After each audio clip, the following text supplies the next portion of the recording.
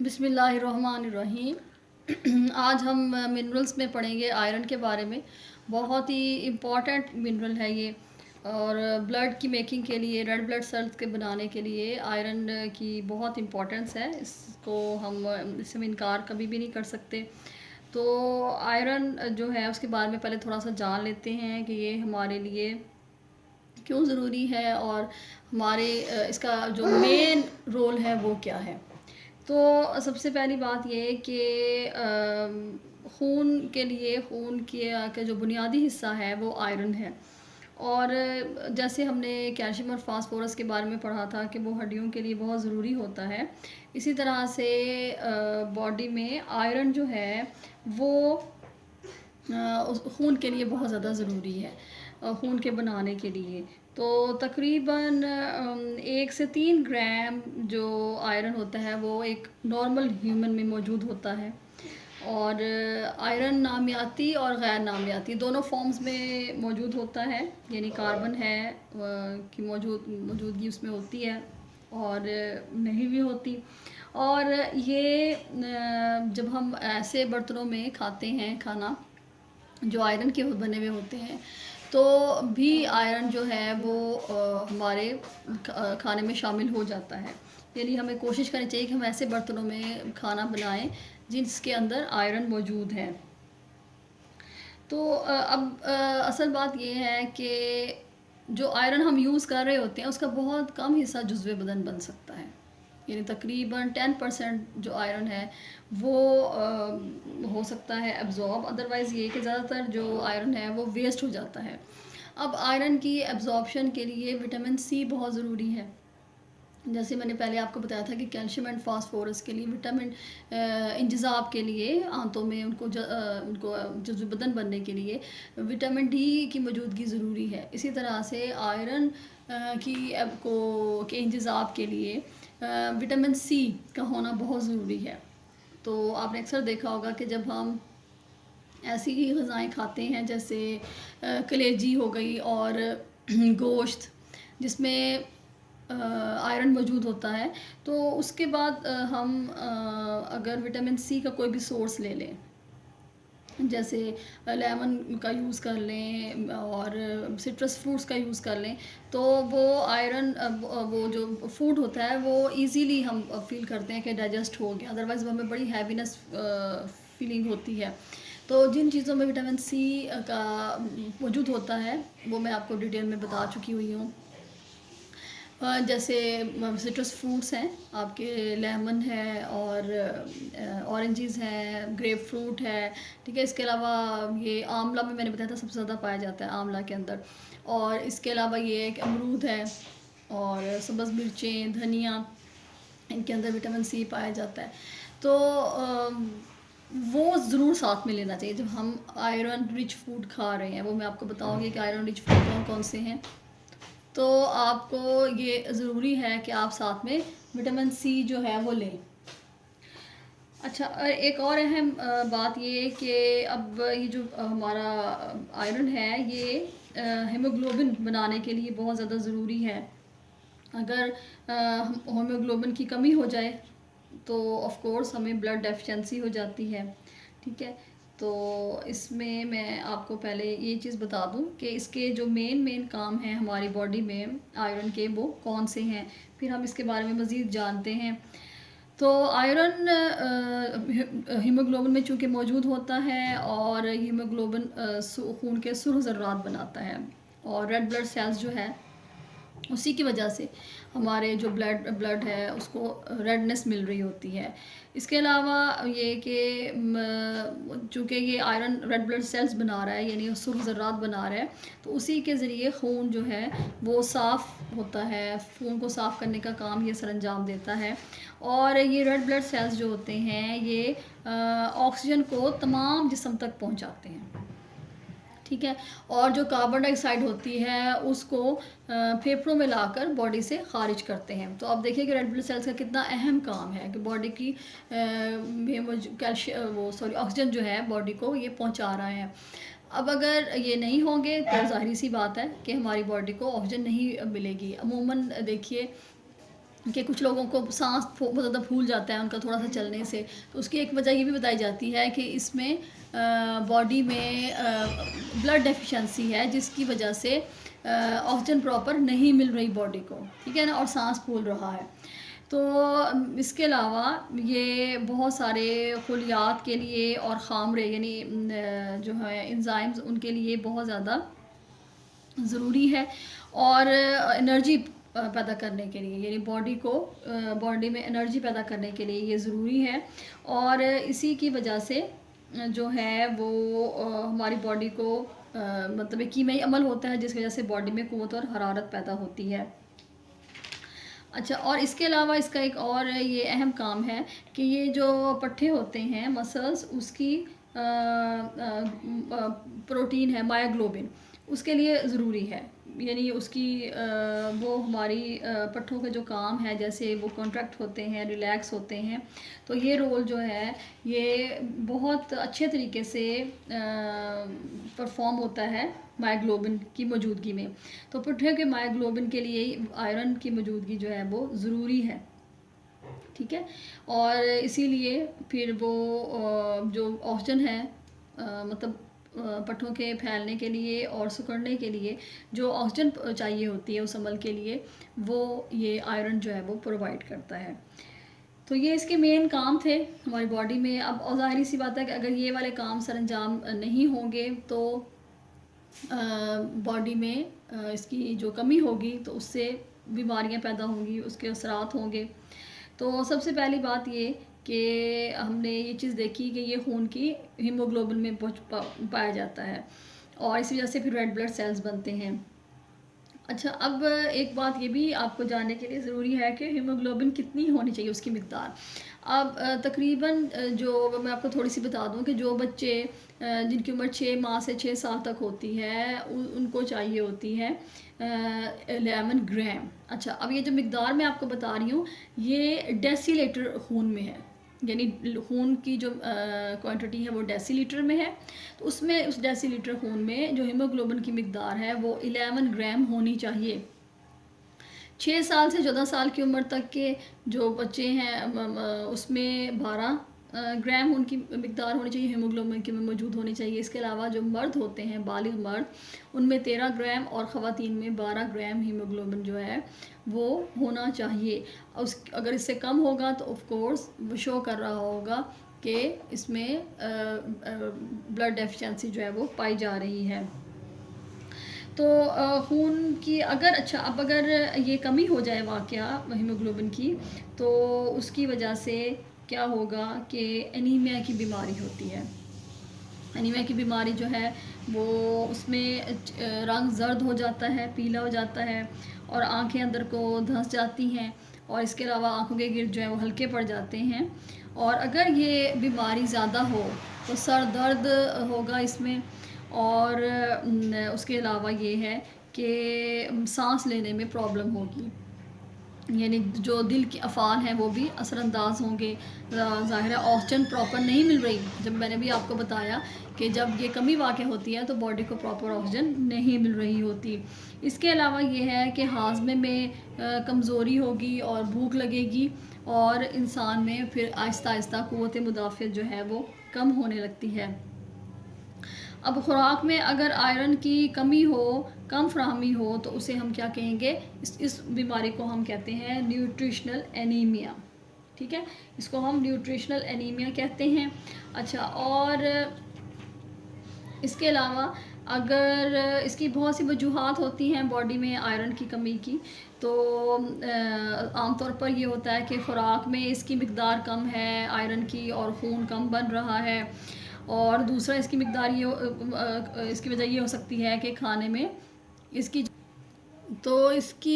जो वजह होगी दूसरी वो एक तो मैंने आपको बताया कि पहली वजह है कि खुराक में लोहे की कमी है, यानी आयरन की कमी है, तो उसकी वजह से। या तो दूसरी जो है कि अगर बॉडी में किसी भी वजह से ब्लड ज़ाया हो गया है तो भी खून की कमी लाहक हो सकती है, जैसे कोई ऑपरेशन हुआ है, चोट लगी है, अल्सर की बीमारी होती है, ठीक है, और मतलब स्टमक में जो अल्सर की वजह से समझे कि एक तरह से स्वेलिंग वगैरह हो जाती है, अच्छा उसकी वजह से, या ज़ख़म वगैरह की वजह से। अच्छा जब अल्सर होता है तो आयरन जो है वो जिस्म में इतना जज़ब नहीं हो रहा होता और उसकी कमी वाक़या हो जाती है, ठीक है ना? तो अमूमन कोशिश करनी चाहिए कि ऐसी डाइट ना ली जाए जिसकी वजह से अल्सर जो है वो हो। तो ज़ख़म भी जब होगा बॉडी में, कोई भी ऐसा ज़ख़म होगा जिसकी वजह से खून बहा है, तो हमारी बॉडी में खून की कमी लाहक हो जाती है, खून की कमी हो जाती है। इसमें मरीज़ को जो है जिसको ये बीमारी हो उसको चाहिए कि अच्छी ग़िज़ा दी जाए, और उसकी वजह से आपको पता है कि क्योंकि अगर ये बीमारी जो है यानी हीमोग्लोबिन की मिक़दार कम हो जाए, ज़ाहिर है आयरन कम है तो हीमोग्लोबिन की मिक़दार भी कम हो जाती है, तो उसकी वजह से जिस्मानी जो बाफ़तें होती हैं उनमें खून की जगह पानी हो जाता है, खून की जगह पानी जो है वो ले लेता है, खून पतला हो जाता है। इसके अलावा खून का जो रंग है वो भी हल्का पड़ जाता है, ज़ाहिर रेड ब्लड सेल्स कम हैं तो उसका रंग भी हल्का पड़ जाएगा। तो इसके लिए ज़रूरी है कि जो मरीज़ है उसको हम मतवाज़न ग़िज़ा दें। ये हम कमी को पढ़ रहे हैं, आयरन की जो कमी है, तो उसके लिए ज़रूरी है कि हम मतवाज़न ग़िज़ा दें, और उसमें हम क्या दें, प्रोटीन दें, आयरन दें, कॉपर यानी तांबा हम उसको दें, इसके अलावा राइबोफ्लेविन और विटामिन्स जो हैं वो वाफ़िर मिक़दार में पेशेंट को दिए जाएँ। और इसके अलावा हम कलेजी और गुर्दे, अंडे, किशमिश और जो रसदार फल हैं वो भी अगर पेशेंट को देंगे तो बीमारी पर बहुत हद तक काबू हो सकता है। फिर इसकी एक तीसरी वजह होती है कि बॉडी में जो कमी हुई आयरन की, तो वो सुर्ख ज़र्रात जो हैं वो कम पैदा हो रहे होते हैं बॉडी में। अब उसकी क्या वजूहात हैं? तो चूँकि ये ग़िज़ाई अज्ज़ा की इसमें कमी नहीं होती, यानी आयरन तो मिल रहा है लेकिन वो जो सुर्ख ज़र्रात हैं वो नहीं बन रहे, और अगर बन रहे हैं तो उनकी शक्ल चेंज हो रही है, उनका जो साइज़ है वो चेंज हो रहा है। तो इसके अलावा ये होता है कि जो गैस्ट्रिक जूसेस हैं, यानी जो स्टमक की रतूबतें हैं, सिक्रीशंस हैं जो हाज़मे में मदद देती हैं, वो गैस्ट्रिक जूसेस वो कम बन रहे होते हैं, और उनमें जो है तुर्शी बहुत कम होती है, ज़ाहिर है वो तुर्शी उसके अंदर होगी तो आयरन एब्ज़ॉर्ब होगा। तो इसमें ये है कि जो ग़िज़ा है वो उसकी जो ख़ासियत है वो ज़ाया हो जाती है इस तरह से, और सुर्ख़ ज़र्रात खून में नहीं बनने पड़ते। यानी मैंने आपको बताया कि आयरन के लिए विटामिन सी का होना ज़रूरी है, तुर्शी का होना ज़रूरी है। तो स्टमक में तुर्शी नहीं होती इस बीमारी में।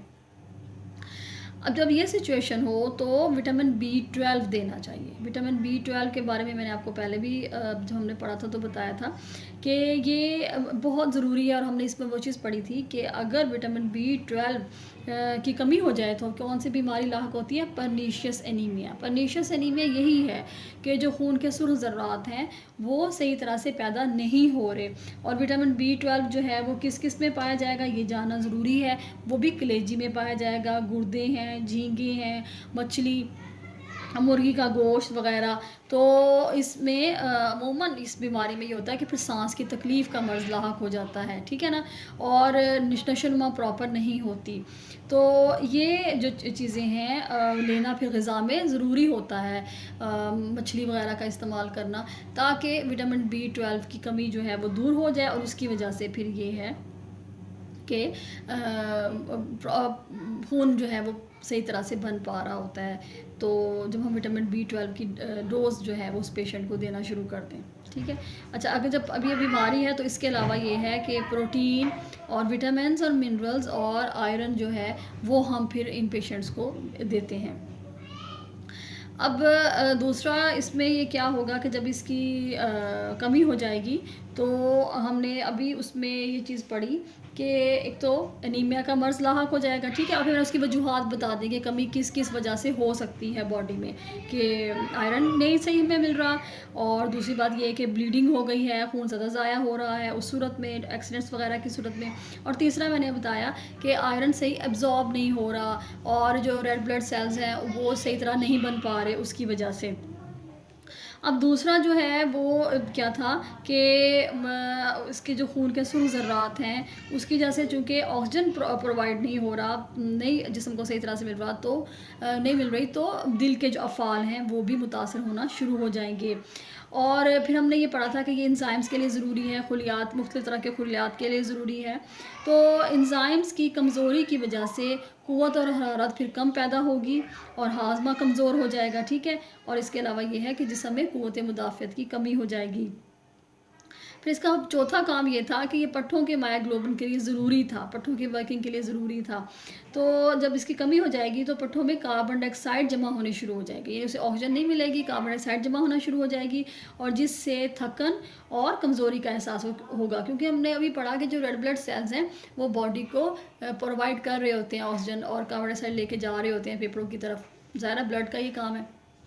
तो अगर इसकी कमी हो जाएगी तो पट्ठों में कार्बन डाइऑक्साइड जमा होनी शुरू हो जाएगी, जिससे थकन और कमज़ोरी होगी और काम काज में सुस्ती तारी होना शुरू हो जाएगी, ठीक है। अब उसके बाद ये है कि इसके ज़राए जो हैं आयरन के, उनके बारे में जानना भी बहुत ज़रूरी है कि ये किन किन ग़िज़ाओं में पाए जाते हैं। तो अगर हम इसमें इनका टेबल देखें कि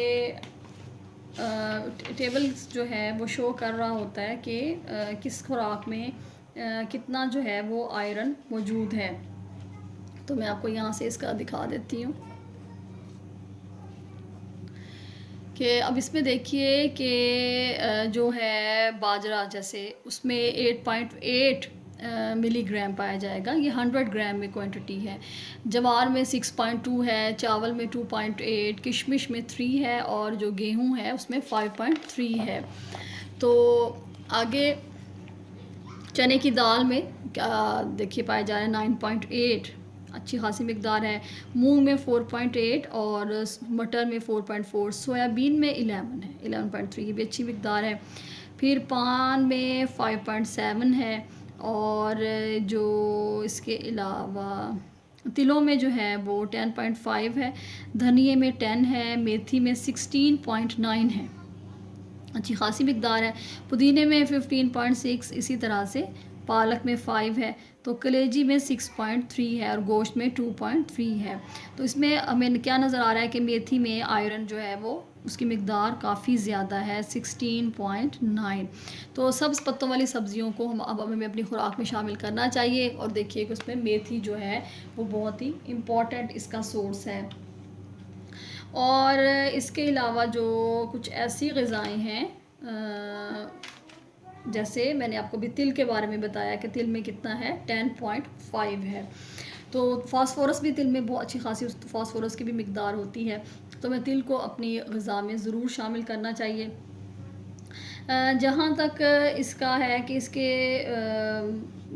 अच्छा इसके अलावा ये पाया जाता है लोबिया में भी, मटर में भी, ठीक है, और खुश्क मेवा जात में भी मौजूद होता है।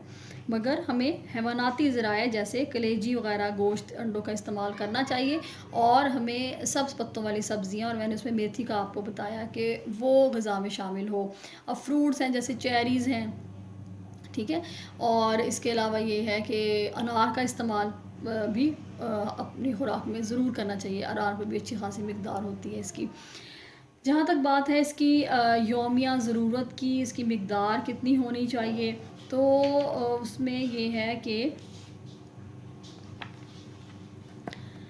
शीरख्वार जो बच्चे हैं उन्हें 10 मिलीग्राम की ज़रूरत होती है और इससे जो ज़्यादा बड़ी उम्र है जैसे 6 माह तक से 1 साल की उम्र तक के बच्चों को 15, फिर आगे बच्चों में देखिए उनको भी 15 और 10 की ज़रूरत है। लड़के हैं जो 11 से 18 इयर्स के, उनको 18 मिलीग्राम, और जो मर्द हैं 19 से 51 साल उनको 10 मिलीग्राम चाहिए होता है। लड़कियां और ख़वातीन जो हैं 11 से 50 इयर्स उनको 10 मिलीग्राम, और 51 इयर्स की उम्र में भी, 51 साल की उम्र में भी 10 मिलीग्राम जो है वो चाहिए होता है। जहाँ तक प्रेग्नेंट और लैक्टेटिंग ख़वातीन हैं तो उनको जो ज़रूरत है, ये जो ऊपर दी हुई है ख़वातीन की, उससे दुगना जो है वो उसकी ज़रूरत होती है। तो आयरन कि जो मैंने बार बार आपको बता रही हूँ कि इसकी जो मकदार है वो हमारी बॉडी में इसकी कमी नहीं होनी चाहिए। अच्छा, और एक इसके बारे में एक ये भी है इम्पॉर्टेंट बात कि ये 120 दिन के बाद, यानी 120 डेज़ के बाद जो है वो सुर्ख ज़र्रात दोबारा बनने शुरू हो जाते हैं। जैसे जो लोग खून का अतिया देते हैं या उनकी बॉडी में खून की कमी हो जाती है तो 120 दिनों के बाद फिर बॉडी में दोबारा खून के सुर्ख ज़रात बनने शुरू हो जाते हैं। तो अगर आयरन की कमी ना हो हमारी बॉडी में, यानी हम उसके साथ विटामिन सी भी लेते रहें, तो ऑटोमेटिकली फिर रेड ब्लड सेल्स जो हैं वो दोबारा बनने शुरू हो जाएंगे। ठीक है। अब जो लोग आयरन वाली खुराक ले रहे हैं लेकिन वो सोच रहे हैं कि भी हमारी इतना ब्लड नहीं बन रहा, तो उसकी फिर क्या वजह हो सकती है कि वो यही है कि शायद उनकी बॉडी में विटामिन सी की कमी हो रही है, तो उसको पूरी करने की कोशिश करनी चाहिए। अगला हमारा जो टॉपिक है वो आयोडीन के बारे में। ये भी बहुत अहम नमक है आयोडीन। ज़ाहिर है उसकी जो कमी है उस सूरत में हमें दिमागी अमराज हो सकते हैं, यानी जिन लोगों में आयोडीन की कमी होती है वो दिमागी तौर पे वो बच्चे जो हैं वो कमज़ोर होते हैं। ठीक है।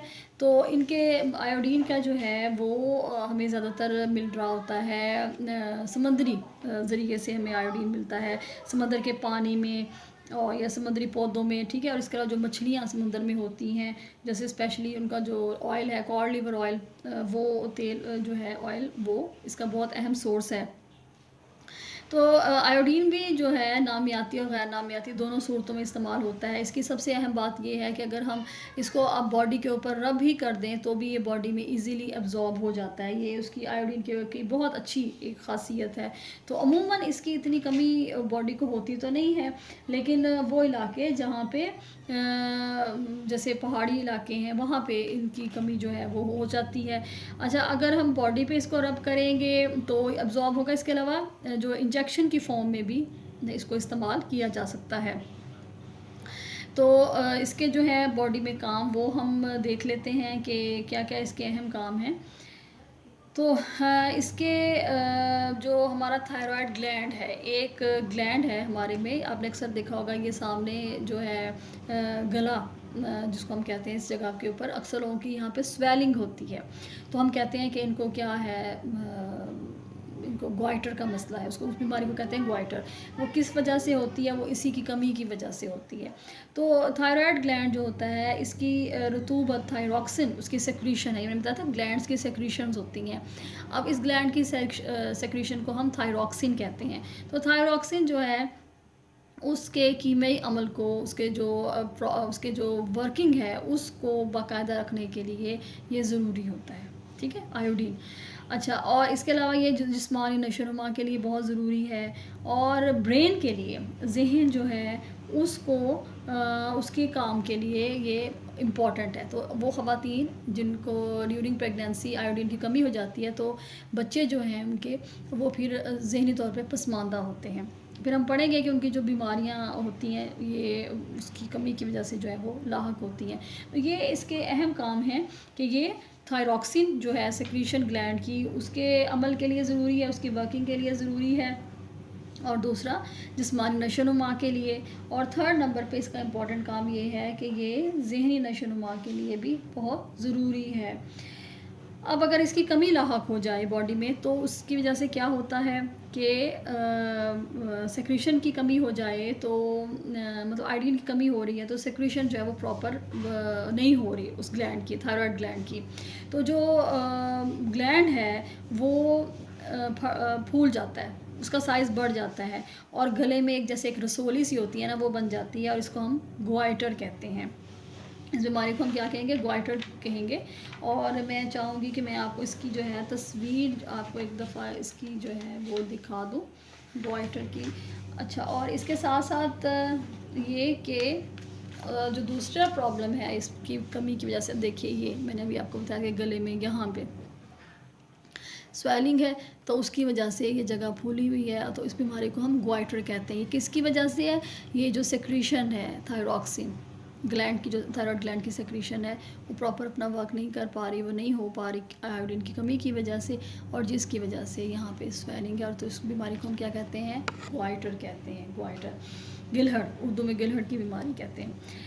अच्छा, दूसरा हमने पढ़ा था कि इसकी कमी की वजह से बोनेपन की बीमारी हो जाती है, यानी नशोनुमा प्रॉपर नहीं होती, तो उससे बच्चों का कद जो है वो छोटा रह जाता है, और जिस्मानी अज़ा और नकूश मोटे और भद्दे होते हैं, और होंठ भी मोटे होकर लटकने लग जाते हैं इस बीमारी में।